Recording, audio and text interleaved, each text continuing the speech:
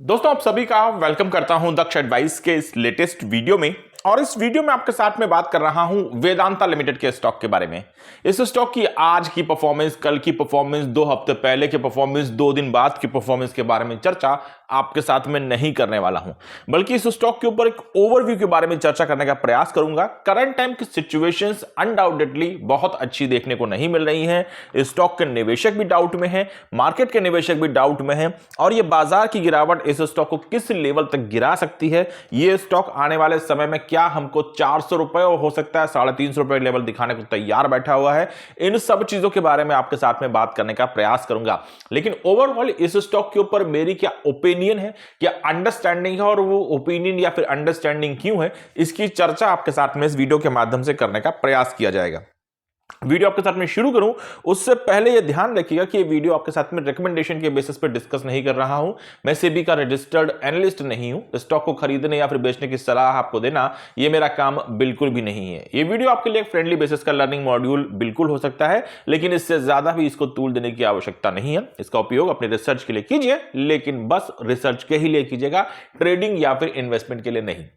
अब बात करते हैं वेदांता लिमिटेड के स्टॉक के बारे में। स्टॉक फिलहाल हमको 411 रुपए 50 पैसे पर दिखाई पड़ रहा है, और स्टॉक ने हमको 526 रुपए के हाई और 249 रुपए के लो एक साल में दिखा दिए। अब देखा जाए तो हाई और लो के बीच में तो तकरीबन दुगने से भी ज्यादा का अंतर आ गया, लेकिन उसके बावजूद भी स्टॉक जो है अपने हाई से तकरीबन 100-125 रुपए नीचे आ गया है। यह गिरावट क्यों आई है, इसको मुझे लगता है कि हम सब अच्छी तरीके से समझते हैं। बाजार के अंदर बड़ा प्रेशर बनता दिखाई पड़ रहा है। मार्केट इस समय आपको 23,000 के लेवल पर स्ट्रगल करती दिखाई पड़ रही है। 26,200 के बाजार हाई हमने मार्केट के अंदर बनाए थे लास्ट ईयर में।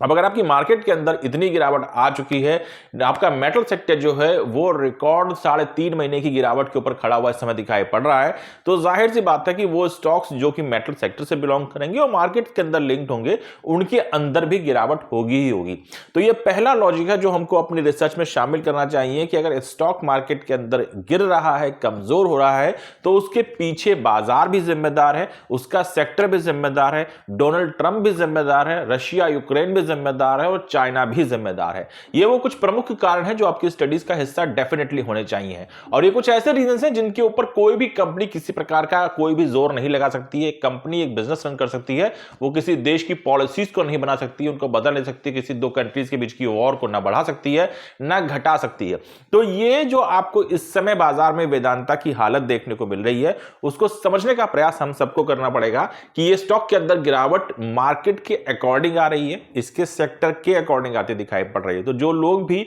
यहां पर रिग्रेटेड फील कर रहे हैं कि उन्होंने शायद गलत स्टॉक के अंदर अपना पैसा लगा लिया, देखिए ये हो सकता है कि आपका ये नतीजा, आपको जो आपका निर्णय स्टॉक को खरीदने का, आपको फ्रूटफुल रिजल्ट ना दे पाए, वो तो भविष्य की बात है। लेकिन अगर अभी की सिचुएशंस को देखा जाए और आप इस वजह से डर रहे हैं, इस वजह से घबराए हुए हैं क्योंकि आपका स्टॉक मार्केट के अंदर तकरीबन 25% से ज्यादा टूट चुका है, तो मुझे लगता है कि आपको मार्केट में थोड़ा सा डीपली स्टडी करने की आवश्यकता बिल्कुल पड़ने वाली है। क्योंकि ये स्टॉक मार्केट में नहीं टूटा है, बल्कि मार्केट टूटी है, सेक्टर टूटा है, दुनिया भर के बाजार टूटे हैं।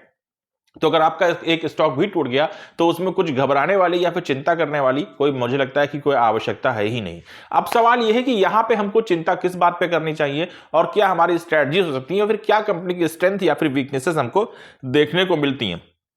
इन सब के बारे में आपसे चर्चा करूं उससे पहले एक बार थोड़ा सा ये चीज बता देता हूं कि आपके साथ में मैंने इस वीडियो को रिलीज किया था मेरे दूसरे चैनल के ऊपर। आप लोग की तरफ से मुझे अच्छा खासा रिस्पांस भी मिलता दिखाई पड़ रहा है। मैं ये भी समझता हूं कि ये चीजें इतनी इजी टू अंडरस्टैंड नहीं है, लेकिन मैं फिर से कहूंगा कि जिन लोगों ने इस वीडियो को नहीं देखा है, नहीं समझा है, वो एक बार इस वीडियो को जरूर देखिएगा। इसका लिंक मैंने आपके साथ में इस वीडियो के, जो वीडियो आप देख रहे हैं, इसके डिस्क्रिप्शन बॉक्स में डाल रखा है। जाइएगा, क्लिक कीजिएगा, 5-7 मिनट का वीडियो है, उसको देखने का प्रयास कीजिएगा। हो सकता है कि मेरा आपका दोनों का यहां पर से कुछ ना कुछ अच्छा होता हुआ दिखाई पड़ जाए। खैर, इन चीजों को वापस से लाते हैं और बात करते हैं आपके साथ वेदांता के बारे में। थोड़ा सा ये भी कहूंगा कि चैनल को सब्सक्राइब अब करना शुरू कर दीजिए, क्योंकि मेरे चैनल के ऊपर वीडियोस बहुत कम है, और कई बार जो मेरे वीडियोस होते हैं जो मार्केट में मैं रिलीज करता हूं, वो आपके पास में नहीं आ पाते हैं, क्योंकि नंबर ऑफ वीडियोस मेरे पास में 50-60 से ज्यादा है नहीं इस समय। बाकी सारे के सारे वीडियोस डिलीट हो चुके हैं। तो इसलिए हो सकता है कि अगर आपको मेरी बात समझ में आती हो, लेकिन आपको मेरे वीडियोस देखने को ना मिल पाते हो। खैर, अब बात करते हैं फिर से वेदांता की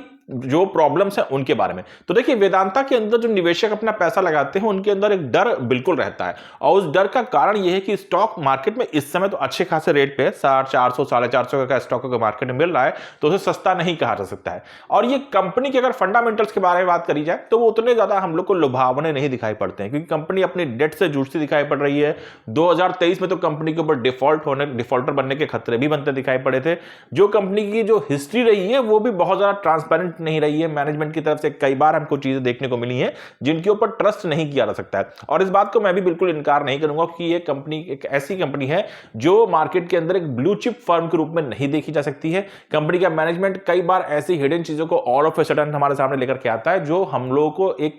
रिटेलर की तरफ से या शेयर होल्डर की तरह से हमको शॉक कर देती है। चाहे वो बात कंपनी के डी मर्जर के बारे में बात हो, चाहे वो कंपनी की फॉक्सकॉन के साथ में होने वाली सेमीकंडक्टर की डील हो, जिसमें कई सारे उतार चढ़ाव के बाद में फॉक्सकॉन ने अपने हाथ वहां से वापस विड्रॉ किए थे, क्योंकि वेदांता की तरफ से कई चीजों में ट्रांसपेरेंसी उनको देखने को नहीं मिल पा रही थी। फिर बात करिए कंपनी के फंड्स की जो अवेलेबिलिटी के बारे में, तो देखिए कंपनी कहीं ना कहीं डेट कंसर्न से आज की डेट में भी जूझती दिखाई पड़ रही है। इस बात को नकारा नहीं जा सकता है। ये वो मेजर कंसर्न्स हैं जो मुझे लगता है कि आपके रिसर्च में होने ही चाहिए हैं। आपको वेदांता का स्टॉक अच्छा लगता है या खराब लगता है वो आपकी अपनी चॉइस है, लेकिन हाँ इन चीजों को आपको रिसर्च जरूर करना चाहिए। अब इन नेगेटिव पॉइंट्स के बारे में अगर मैं पॉजिटिव पॉइंट्स के बारे में बात करूं तो मैं पहले फंडामेंटल्स का ही ऑपरेशन करना चाहूंगा। देखिए फंडामेंटल स्टडीज में जब भी हम स्टॉक के ऊपर जाते हैं तो कंपनी की जो बैलेंस शीट है वो अगर हम देखने की कोशिश करें तो उसमें हम लोग को निरंतर इंप्रूवमेंट देखने को मिल रहा है। नॉट बिकॉज ऑफ कि कंपनी मार्केट से लगातार फंड रेज करती दिखाई पड़ रही है, बट कंपनी की खुद की जो परफॉर्मेंस हमको देखने को मिल रही है, जो कंपनी का जो मैं कह सकता हूं कि प्रॉफिट लॉस की जो हर क्वार्टर के बाद में रिपोर्ट आती दिखाई पड़ती है, कंपनी के बिजनेस के अंदर जो ग्रोथ देखने को मिल रही है या फिर बिजनेस एक्सपेंशन जो हमको देखने को मिल रहे हैं, वो कंपनी की बैलेंस शीट को हम लोग को लगातार मजबूत करते दिखाई पड़ रहे हैं। जब बात हम प्रॉफिट लॉस की ही कर रहे हैं तो कंपनी के अंदर हमको यह भी चीज समझनी होगी, कंपनी लगातार अपने कई क्वार्टर से प्रॉफिट्स को मेंटेन करती आ रही है। लास्ट ईयर में कंपनी ने एक बार अपने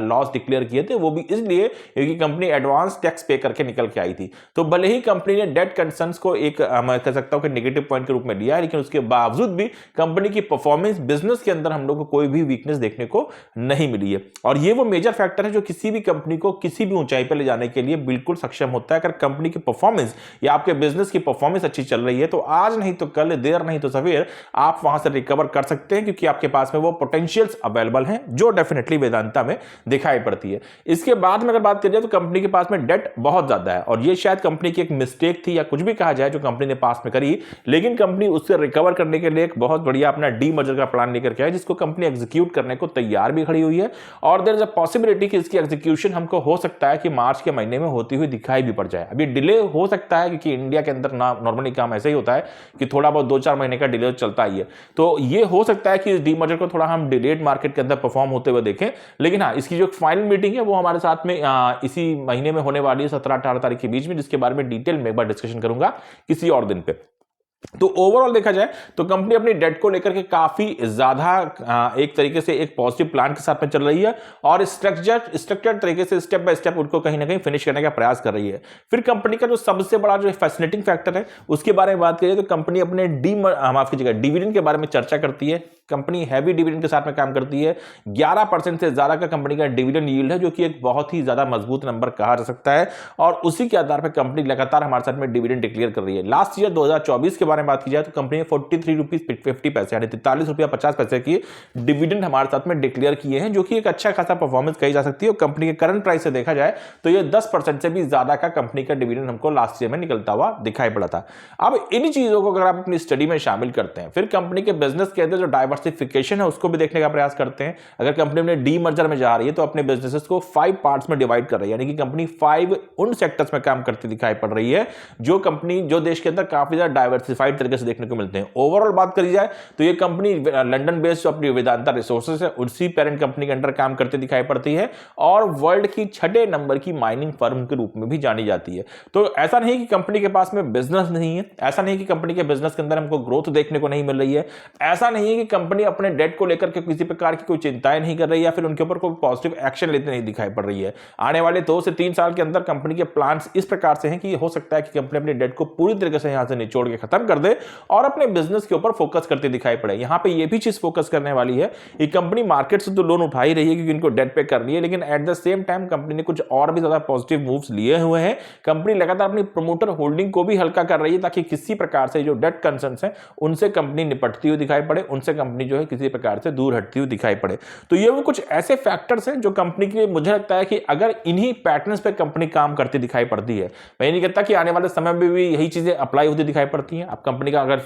कुछ माइंड चेंज हो जाता है या बिजनेस के मैनेजमेंट में कुछ और फेरबदल हो जाते हैं तो वो अलग की बात है, लेकिन अगर जिस प्रकार की परफॉर्मेंस 2023 के बाद से अभी तक में दिखाई गई है, ये फर्म इसी ही परफॉर्मेंस को मेंटेन रखती है, तो डेफिनेटली मुझे लगता है कि कंपनी के लिए अपने डेट को मेंटेन करना, उनको कहीं ना कहीं खत्म करना कोई बड़ा कंसर्न नहीं होगा। डीमर्जर के बाद में एक बड़ी वैल्यू अनलॉकिंग मिलने की संभावनाएं तो बहुत है, लेकिन क्योंकि ग्लोबल बाजार के प्रेशर बहुत ज्यादा है तो मैं नहीं कह सकता कि यहां पे कैसा रिजल्ट देखने को मिलेगा, लेकिन हाँ एक वैल्यू अनलॉकिंग जरूर कंपनी के साथ में जुड़ती दिखाई पड़ेगी, जिसका फायदा मुझे लगता है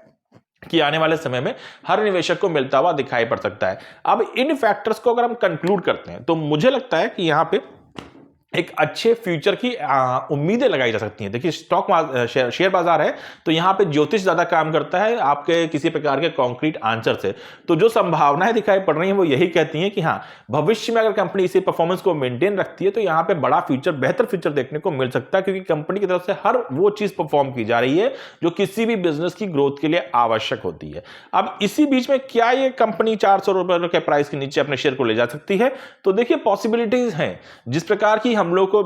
नरेंद्र मोदी जी हमारे देश के प्रधानमंत्री और डोनाल्ड ट्रंप जो कि यूएस के प्रेसिडेंट हैं उनके बीच की जो मीटिंग होती दिखाई पड़ी, उसके नेगेटिव इंपैक्ट हमने मार्केट के अंदर फ्राइडे को भी देखे थे, और मुझे लगता है कि उनके अंदर और भी ज्यादा एग्जीक्यूशन हमको आते हुए आने वाले समय में देखने को मिल सकता है। मंडे मार्केट को बाजार में प्रेशर हो सकता है, कुछ डील्स ऐसी वहां पे जरूर हुई है जिनका प्रेशर बाजार पर इंडियन मार्केट में पड़ सकता है, क्योंकि डोनाल्ड ट्रंप ने जो अपना जो टैक्स टैरिफ है उसको लेकर क्लियर कर दिया कि वो जो उनका टैरिफ है उसके ऊपर जो उनके स्टेटमेंट थे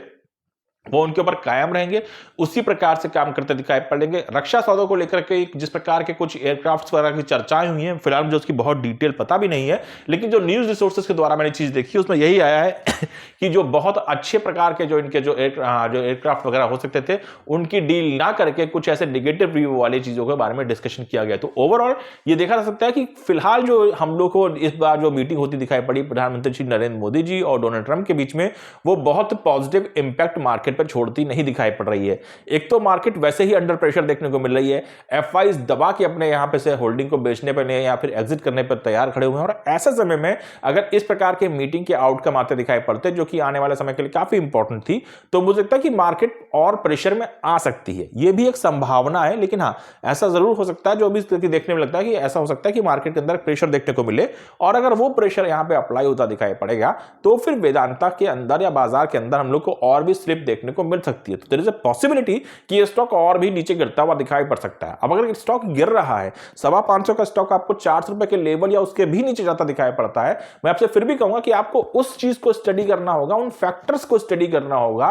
कि आखिर आपका ये स्टॉक मार्केट के अंदर नीचे आया क्यों। और जब आप इन चीजों को रिसर्च में शामिल करेंगे तो मुझे इंडिविजुअल बेसिस पे ऐसा नहीं लगता है कि आपको कोई ऐसा बड़ा नेगेटिव पॉइंट मिलेगा कि वेदांता की तरफ से कोई ऐसी मिस्टेक हुई या वेदांता को ऐसा वीक पॉइंट है जिसकी वजह से शेयर गिरा है, बल्कि जो वेदांता में गिरावट है वो ग्लोबल मार्केट की वजह से है, वो इकोनॉमी की वजह से होती दिखाई पड़ रही है, वो टैरिफ के टेरर की वजह से होती दिखाई पड़ रही है, और ये वो फैक्टर्स हैं जो इस समय स्टॉक को नीचे गिरा रहे हैं। ये मौका भी हो सकता है, ये अपॉर्चुनिटी भी हो सकती है। जो लोग ऐसे समय में स्टॉक में चांस लेने के बारे में सोच रहे हैं, मुझे लगता है कि शायद उनको इस चांस का फायदा भी मिल सकता है, लेकिन एट द सेम टाइम आपको यह भी समझना होगा कि कंपनी पूरी तरीके से नीट एंड क्लीन मार्केट में काम नहीं करती है। डेट कंसर्न्स कंपनी के हैं, मैनेजमेंट के अंदर ट्रांसपेरेंसी नहीं है, ये चीजें भी आपके रिसर्च का हिस्सा होना चाहिए है। तो रिस्क रिवॉर्ड रेशियो को बिल्कुल अपनी स्टडी में शामिल कीजिए, और उसके बाद में इस स्टॉक के ऊपर जो भी निर्णय लेना हो वो लेने का प्रयास कीजिए, और वीडियो का उपयोग सिर्फ और सिर्फ रिसर्च के लिए कीजिएगा। फॉलो करने की गलती तो आपको करनी ही नहीं है। Thank you so much,